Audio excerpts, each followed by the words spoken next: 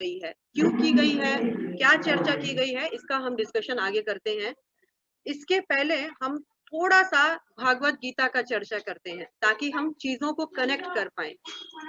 तो श्रीमद् भागवत गीता के second chapter में 40 नंबर श्लोका में कहा गया है, नेहाभिक्रमनासो अस्ति प्रत्यायन विद्यते स्वल्पमस्य धर्मस्य त्रायते महतो भयात्। तो कहा जाता है, वहां पर भगवान ने कहा है, एक मिनट, हरे कृष्णा।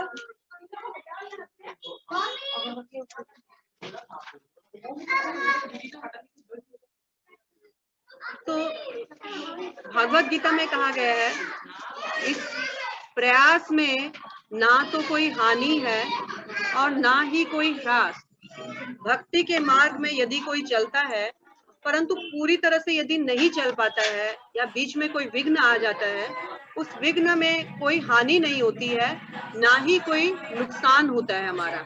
ऐसा नहीं है कि हमने बीच में छोड़ दिया या हमसे आगे हो नहीं पा रहा है। उमा जी, साउंड आ रहा है, तो हमसे हो नहीं पा रहा है तो क्या होगा, भगवान पाप देंगे क्या? अगर हम लोग अब भी भक्ति जीवन स्टार्ट कर रहे हैं लेकिन आगे मन नहीं किया, किसी कारण से हम छोड़ दिए या हम पूरा नहीं कर पाए, तो क्या पाप लगेगा? तो भगवान ने भगवत गीता में कहा है, नहीं, पाप नहीं लगेगा, कुछ माइनस हानि भी नहीं होगा और कुछ पाप भी नहीं लगेगा। तुमने जितना किया है वो सुरक्षित रहेगा, तुमने जो किया है वो कम नहीं होगा, ना तुमको कभी पाप लगेगा, बल्कि जितना किया है वो सुरक्षित रहेगा। ये बात भगवान ने भागवत गीता में कही। और जब भागवत गीता में कही तो ये जो श्रीमद् भागवतम है, ये एक रेफरेंस बुक है। जैसे कल हमने बताया था ना कि जो दामोदर अष्टकम है उसमें भगवान ने कहा, भला मैं कैसे तुमको मोक्ष दिला सकता हूँ, मैं तो खुद बंधा हुआ हूँ। तो उन्होंने, सत्यवत मुनि ने कहा कि आप बंधे हुए थे तो आपने नल कुबेर और मणिग्रीव को, कुबेर के दोनों पुत्रों को भी तो बंधे में आपने मोक्ष दिलाया था, तो मुझे फिर आप बंधे हुए में क्यों मोक्ष नहीं दिला सकते हो? जिस तरह आप बंधे हुए थे उकल से, उन दोनों को आपने अपना प्रेम दिया, उसी तरह से आप मुझे भी इस भव सागर, दुख के सागर से उभार कर अपना कृष्ण प्रेम प्रदान कीजिए।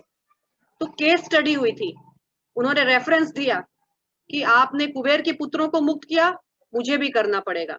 वैसे ही भगवान ने तो दूसरे अध्याय 40वें नंबर श्लोक भगवत गीता में बोल दिया कि तुम लोग थोड़ा भी करोगे तो वो बेकार नहीं जाएगा, वो थोड़ा भी स्टोर रहेगा और तुमको ब्याज के साथ, इंटरेस्ट के साथ मैं रिटर्न करूंगा। हमारी भक्ति, कृष्ण भक्ति थोड़ी भी की हुई व्यर्थ नहीं है।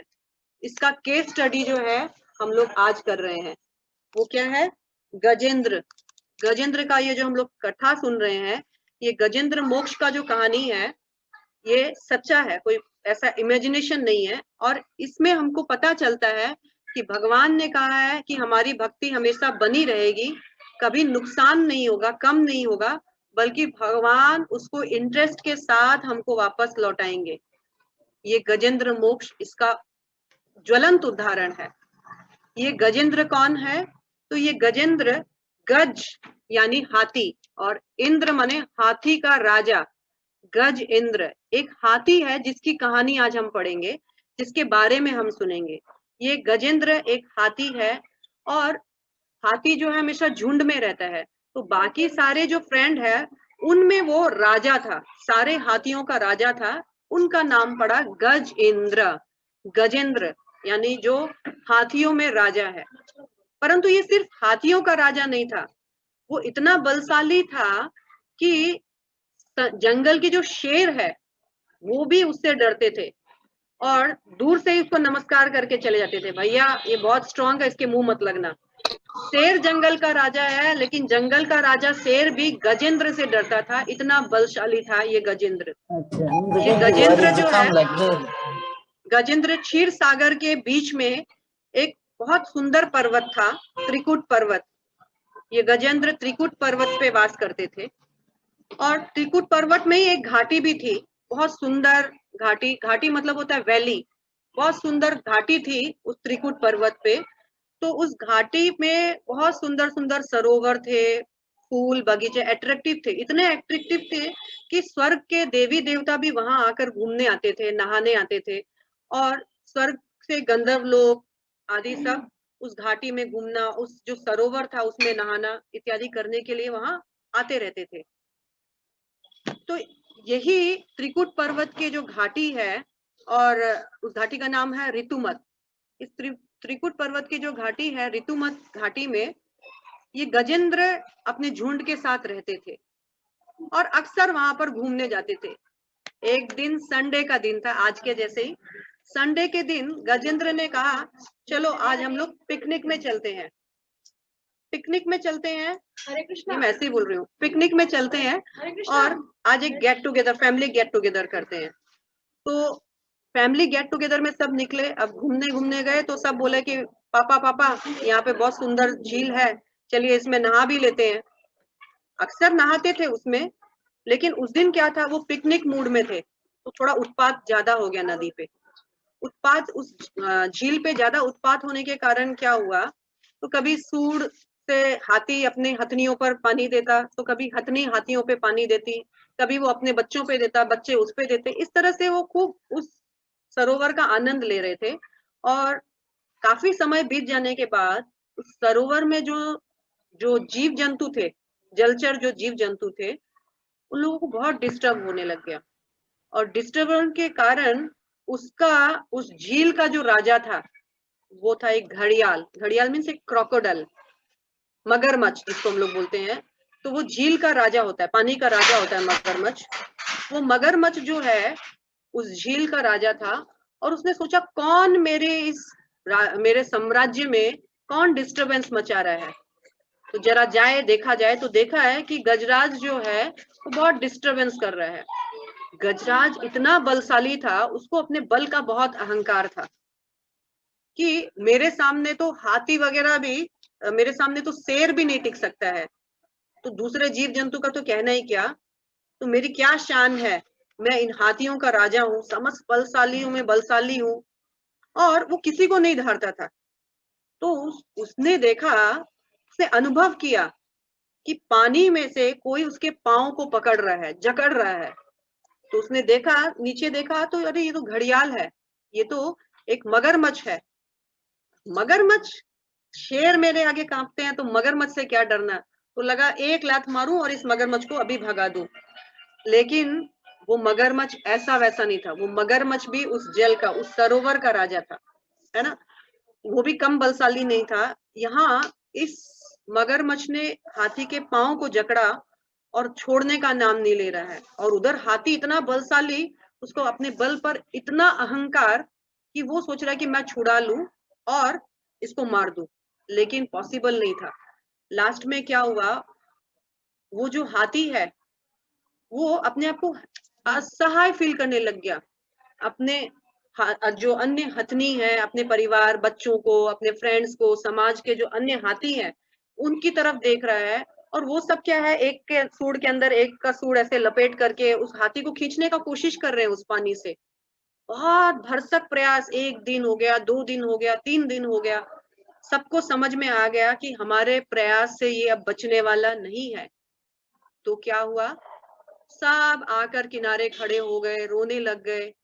उसकी असहाय स्थिति में खुद को असहाय फील करने लग गए। और हाथी भी कभी अपने पत्नी को देखता है, कभी बच्चों को देखता है, कभी परिवार वालों को देखता है, कभी समाज वाले को देखता है कि कोई तो बचा लो। इस तरह से ये स्थिति एक्चुअली हमारी है, उस हाथी की नहीं है, ये हमारी है। हमको भी अपनी जवानी पर, अपने धन पर, अपने बल पर बहुत अहंकार होता है और हम लोग किसी को कुछ नहीं समझते हैं। और लगता है कि मेरा कोई प्रॉब्लम होगा ना तो मेरी माँ मुझे बचाएगी, मेरी बहन मुझे बचाएगी, मेरी पत्नी मुझे बचाएगी, मेरा बच्चा मुझे बचाएगा, मेरा बैंक बैलेंस मुझे बचाएगा, इतने अच्छे अच्छे डॉक्टर है वो मुझे बचाएंगे। तो सब पे हमको अहंकार होता है, जिस तरह से ये गजराज को अहंकार था। लेकिन सबने ट्राई किया लेकिन बचा नहीं पाए। इसी तरह हमारे घर वाले भी पूरा कोशिश करते हैं कि हमको, हमारे बीच में कोई असुविधा हो, कोई संकट आए तो इस तरह से हेल्प किया जाए, उस तरह से हेल्प किया जाए, लेकिन असहाय, हम लोग का एक लिमिटेशन है, हम लोग सब असहाय हैं। हम लोग चाह कर भी किसी को बचा नहीं पाते हैं। हम लोग भी उन हाथी के बच्चों के जैसे, उन हथनियों के जैसे रोते हैं, बिलखते हैं, सोचते हैं कैसे इसको संकट से उबारें। लेकिन एक पॉइंट पे अपने को समझ में आता है, भैया वी आर हेल्पलेस, हम लोग कुछ नहीं कर सकते हैं। हम लोग भी असहाय ऐसे खड़े होकर देखते हैं, रोते हैं, बिलखते हैं, आपस में बात करते हैं, पर कुछ नहीं कर पाते हैं। जैसा इस हाथी का सिचुएशन है, हम सबके साथ ऐसा होता है। ना हमारा धन काम आता है, ना हमारा पुत्र, ना परिजन, ना धन ये धन यौवन पुत्र परिजन, कुछ काम नहीं आएगा। जैसे उस घड़ियाल का जंगल का राजा बन गया था, वो शक्तिशाली था। अब क्या करे, उसको समझ में आ गया भैया मैं तो असहाय हूँ और मुझे कोई मदद कर सकता है तो वो कोई साधारण व्यक्ति नहीं है, कोई बहुत स्पेशल होना पड़ेगा, क्योंकि सभी लोगों ने ट्राई कर लिया, कोई मेरी मदद नहीं कर पा रहा है। भगवान की कृपा से उनको, वो उनका जो पिछला जन्म था, वो जो गजराज है वो साधारण नहीं था। पिछले जन्म के कर्मों के वजह से, पिछले जन्म की भक्ति के कारण उनको जो है भगवान की एक स्तुति स्मरण आ गई, भगवान का एक प्रेयर, एक वंदना स्मरण आ गया, जो उन्होंने पिछले जन्म याद किया था, पिछले जन्म भगवान के लिए गाया था, वो इस जन्म हाथी के शरीर में उनको याद आ गया। देखिए, हम जो श्लोका स्टार्ट किए थे, ना यह विक्रम नासो, कि हमारी जो भक्ति है, थोड़ी भी भक्ति अगर हम करते हैं तो वो व्यर्थ नहीं जाती है। हमारी अगर थोड़ी भी भक्ति होती है तो वो हमारे काम आती है। आप लोग इस स्टोरी को इसके साथ रिलेट कीजिए कि अभी हाथी के शरीर में उसका पिछला किया हुआ, उसको स्तुति जो है भगवान याद दिलाते हैं, और हाथी जो है बिल्कुल श्योर हो गया कि मैं अपने कृपा से, अपने बल से तो बच नहीं सकता। और क्या हुआ, ये हाथी और घड़ियाल का बहुत फाइटिंग चल रहा है। हाथी अपने आप को बचाने का कोशिश कर रहा है, घड़ियाल उसको और पानी में ढालने का कोशिश कर रहा है। हाथी फिर बचाने का कोशिश करता है, घड़ियाल फिर पानी में और खींचता है। ऐसे करते करते कहा जाता है 1000 वर्ष तक वहां पर युद्ध हुआ। 1000 वर्ष तक हाथी पानी में है और घड़ियाल से लड़ रहा है, अपनी रक्षा करने का प्रयास कर रहा है। तो 1000 वर्ष तक युद्ध करने के कारण हाथी तो क्या है, हाथी है जमीन पर रहने वाला जानवर, और घड़ियाल है पानी में रहने वाला जानवर। हाथी क्या है, जमीन पे रहने के कारण, क्योंकि उसको पानी का अभ्यास नहीं है, तो जैसे समझ लीजिए वो फॉरेन गया हुआ है। फॉरेन गया तो कुछ उसका लिमिटेशन है ना, अपने घर में तो सभी शेर होते हैं, पर अभी वो पानी में है, उसको प्रॉपर खाना नहीं मिल रहा है, उसको उसका शक्ति कम हो रहा है। और घड़ियाल का तो घर ही है पानी, उसको पानी में ही रहना है, पानी से ही शक्ति मिलना है। घड़ियाल जो है दिन भर दिन शक्तिशाली हुए जा रहा है, और ये दिन भर शक्तिहीन हुए जा रहा है, क्योंकि इसको खाने पीने का अभाव है, संकट में है, कष्ट वेदना है। तो ये दिन ब दिन कमजोर हो रहा है। 1000 वर्षों तक खाया नहीं, पिया नहीं, लड़ाई खाली ताकत लगा रहा है। ये अब बस प्राण हारने वाला है, प्राण अब जाने वाला है। वो जो स्तुति, जो स्मरण आई थी, उसने बहुत सोचा मेरा कुछ मेरे काम नहीं आएगा, ये भगवान का जो स्तुति मुझे किसी देववश जो स्मरण हुआ है, इससे मैं भगवान को स्मरण करूं। इस वक्त केवल मुझे भगवान ही बचा सकते हैं। और उन्होंने बहुत सुंदर स्तुति की भगवान की। तो स्तुति तो संस्कृत पे थी, पर हमारे आचार्यों ने इसको हिंदी में इसको एक भजन के रूप में इसको प्रदर्शित किया। हम लोग थोड़ा सा वो भजन को स्मरण करेंगे, बहुत सुंदर भजन है। लेकिन इस कहानी से अब तक जो हमने सीखा कि कोई काम नहीं आता है, अंत समय में कोई ना आवे तेरे काम अरे, भज गोविंदा भज गोविंदा भज गोविंदा मूढ़ मते।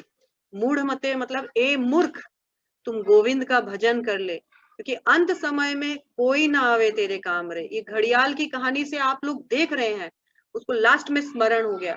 लेकिन लास्ट में भी स्मरण हो गया तो बहुत अच्छा है, किसी को तो लास्ट तक भी स्मरण नहीं होता है। तो भगवान की कृपा से उनको लास्ट में स्मरण तो हुआ, और फिर उन्होंने बहुत सुंदर स्तुति गाई। मैं गाती हूँ, आप लोग सुनिए, ये बहुत सुंदर स्तुति है। और स्तुति में पूरा जो गजेंद्र कथा है, पूरा गजेंद्र कथा है।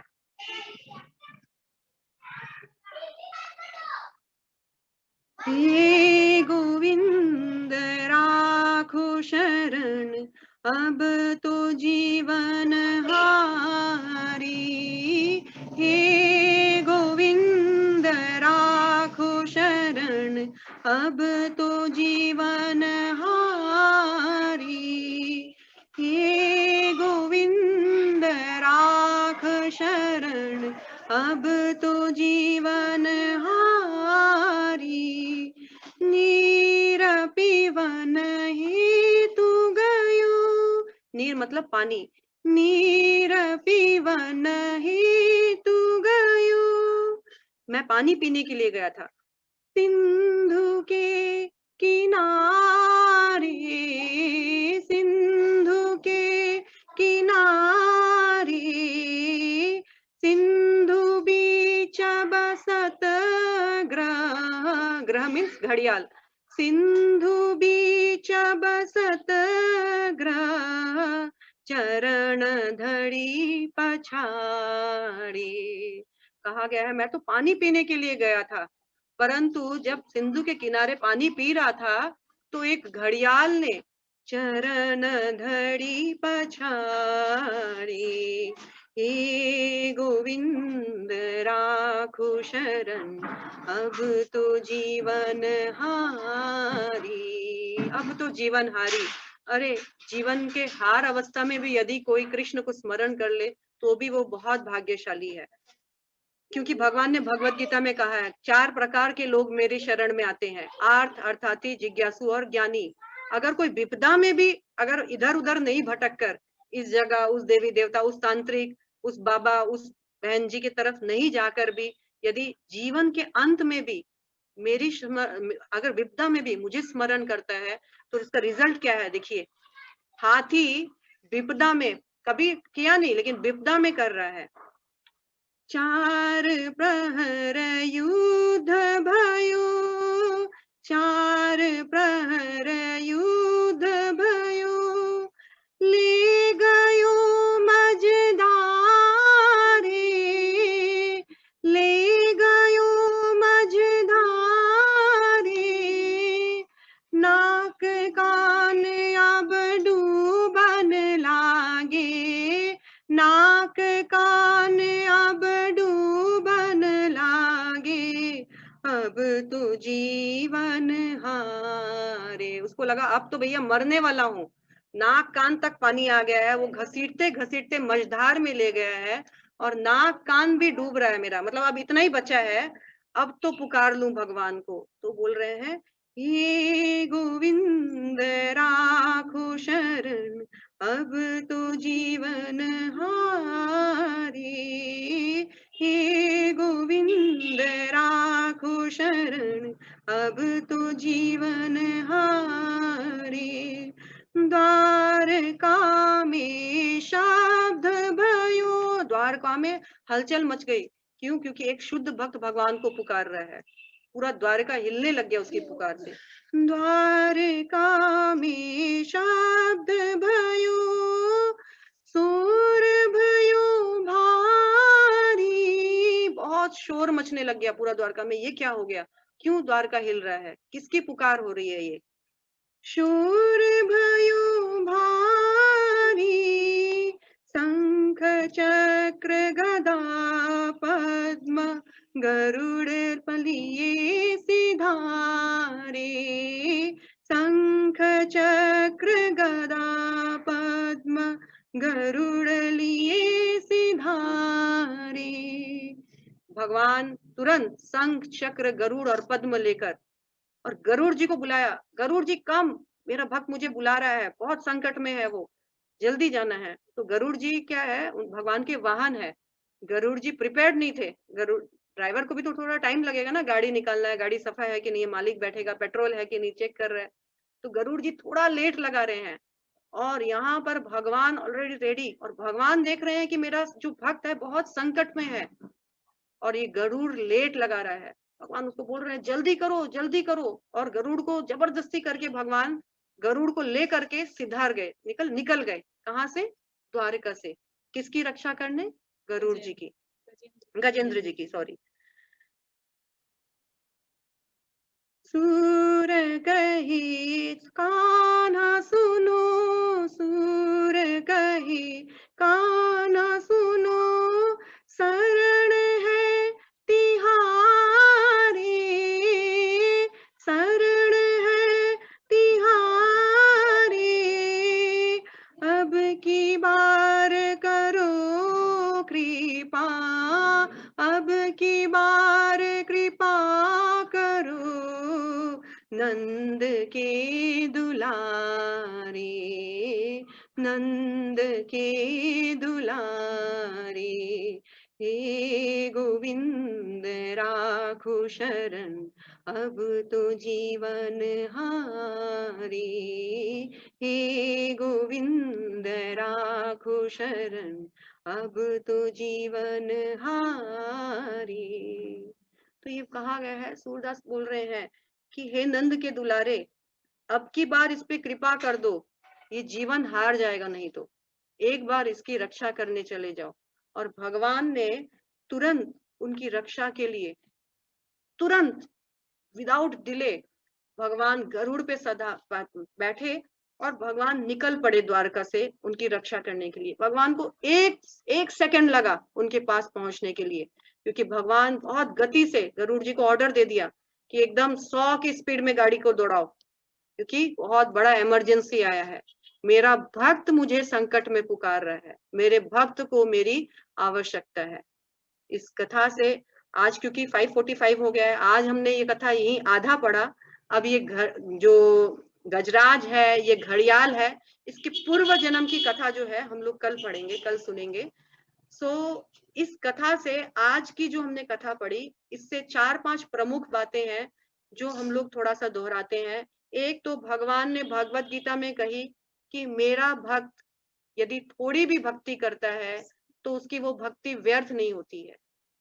भक्ति मीन्स मेरी कृष्ण की भक्ति, यदि कोई कृष्ण की भक्ति करता है थोड़ी भी, उसकी वो भक्ति व्यर्थ नहीं होती है। जैसे आपने देखा गजेंद्र जो है अभी इस शरीर में, हाथी के शरीर में इस जन्म में है, क्यों हाथी बना तो ये कल हम लोग पता चलाएंगे किस कारण वो हाथी बना। वो भक्त था ना, तो हाथी क्यों बना, लेकिन हाथी तो बन गया अपने कर्मों की वजह से, लेकिन उसकी भक्ति बेकार नहीं गई, उसकी भक्ति जमा रह गई। और जब जरूरत पड़ा भगवान ने उसका ट्यूबलाइट जो है जला दिया कि तुम अभी संकट में हो, कहीं और नहीं, आओ मेरे पास, मैं तुम्हारी रक्षा करने आऊंगा।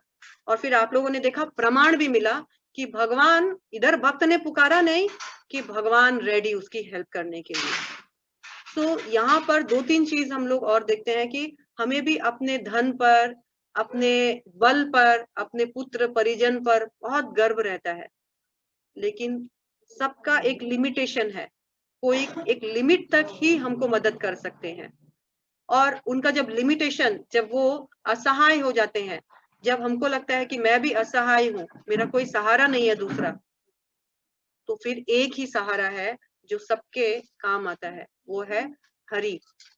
हरि को यदि कोई संकट में भी पुकारे, पूरे जीवन में नहीं किया लेकिन संकट में भी पुकारे और गजेंद्र जैसी भावना रखे, तो भगवान ये नहीं देखते हैं अच्छा अभी काम आया है तो तुम मेरे पास आए हो, इतने दिन कहाँ गए थे।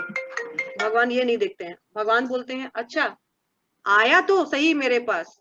ये एक संसारी लोग में और हम लोगों में और भगवान में यही अंतर है। हम लोग देखते हैं अच्छा काम पड़ता है तो मेरे पास आता है, नहीं तो नहीं आता है, लेकिन भगवान ये नहीं देखते हैं। भगवान का है आया तो सही, अब आया है तो इसकी रक्षा करना मेरा फर्ज बनता है। तो भगवान भी अति शीघ्र हमारी रक्षा के लिए भगवान आतुर रहते हैं कि कैसे मैं इसकी मदद करूं, और जब कोई पुकारता है तो भगवान रह ही नहीं सकते मदद के बिना। इस तरह से हम देखते हैं कि कैसे भगवान सिर्फ ऐसा नहीं है कि मनुष्यों के साथ आदान प्रदान करते हैं, भगवान हाथी रूप में जो जानवर है उसके साथ भी भगवान आदान प्रदान कर रहे हैं। भगवान हर जीव की रक्षा करते हैं। सिर्फ इतना ही है कि हम लोग थोड़ा भी, कभी भूल से भी, कभी गलती से भी यदि भगवान के लिए कुछ किए हैं तो भगवान उसको बेकार नहीं जाने देते। तो आपसे अनुरोध है कि इस कार्तिक मास में एक्चुअली गजेंद्र मोक्ष जो लीला है उसका बहुत बहुत वरदान है। मैं आप लोगों को सिर्फ वरदान सुनाती हूँ, फिर हम लोग ऑफ करते हैं आज का। ये अष्टम स्कंद में चैप्टर नंबर 2, 3 एंड 4, 3 चैप्टर में ये स्टोरी है सारी। अगर आप लोग कोई घर में भी पढ़ना चाहे तो आप लोग पढ़ सकते हैं। इसका अध्याय 4 जो है उसका श्लोका नंबर 6 और 13 में इसका फायदा बताया गया है। मैं आपको बताती हूँ क्या फायदा है। ये जो हम लोग श्रवण किए आज इस गजेंद्र मोक्ष को, अध्याय 4 श्लोका नंबर 6 में पहले देखते हैं।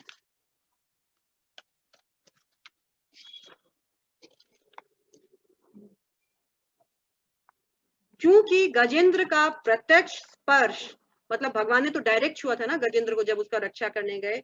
क्योंकि गजेंद्र का प्रत्यक्ष स्पर्श भगवान ने अपने अपने हस्त कमलों से किया, अतएव वह समस्त भौतिक अज्ञान तथा बंधन से तुरंत मुक्त हो गया। क्योंकि भगवान ने छुआ तो गजेंद्र का सारा बंधन और सारा बेवकूफी तुरंत खत्म हो गया। इस प्रकार उसे सारूप्य मुक्ति प्राप्त हुई, यानी भगवान के साथ भगवान जैसा रूप उनको प्रदान हुआ, जिसे उसे भगवान जैसा ही शरीर प्राप्त हुआ। वह पीत वस्त्र धारण किए 4 भुजाओं वाला बन गया। गजेंद्र को जैसे ही भगवान ने मोक्ष दिया, तुरंत गजेंद्र को जो है भगवान जैसा शरीर प्राप्त हो गया। उन्होंने भी, भगवान भी पीतांबर पहने रहते हैं, इनका भी पीतांबर धारण हो गया। और उसके बाद 13 में देखिएगा, 13 में इसका और दिया गया है, गजेंद्र को घड़ियाल के चुंगल से तथा घड़ियाल जैसे ही इस भौतिक जगत से छुड़ाकर भगवान ने उसे सारूप्य मुक्ति प्रदान की। सारूप्य मतलब भगवान जैसा रूप प्रदान किया। भगवान के अद्भुत दिव्य कार्यकलापों का यश जो है देवी देवताओं ने भी वहां पर किया। देवी देवताओं ने भी उनके ऊपर पुष्प वर्षा की। और फिर भगवान अपने वाहन गरुड़ की पीठ पर अपने अद्भुत धाम को लौट गए और अपने साथ गजेंद्र को भी ले गए। भगवान के साथ, भगवान के पार्षदों के साथ भी नहीं, विष्णु दूतों के साथ भी नहीं, डायरेक्ट विष्णु के साथ भगवान अपने साथ गरुड़ पे बिठाकर उस गजेंद्र को पार्षद के रूप में ले गए। और अपने साथ, पार्षद मतलब होता है वो भगवान के साथ ही रहेगा, भगवान के घर में ही, भगवान के दोस्त बनकर, फ्रेंड बनकर, संबंधी बनकर, जैसे भी है। तो इतना बड़ा उनको कृपा प्रदान हुआ। कब? जब थोड़ी सी भक्ति भगवान के लिए की। सोचिए, यदि वो पूरा जीवन अगर अच्छे से भक्ति करता तो क्या इससे कुछ कम मिलता उसको? इससे ज्यादा ही मिलता। और इससे ज्यादा का क्या परिभाषा है, आप सोच के देखिए। कम में ही भगवान साथ ले गए अपने साथ गरुड़ में बिठाकर, और ज्यादा होता तो भगवान अपने पलकों पे बिछा कर रखते, उसको यहाँ रखते भगवान, है ना। तो हम लोगों का चॉइस है, कम करें या ज्यादा करें, लेकिन करें तो सही। कम करेंगे तो साथ प्राप्त होगा, ज्यादा करेंगे तो भगवान के सर पे नचेंगे।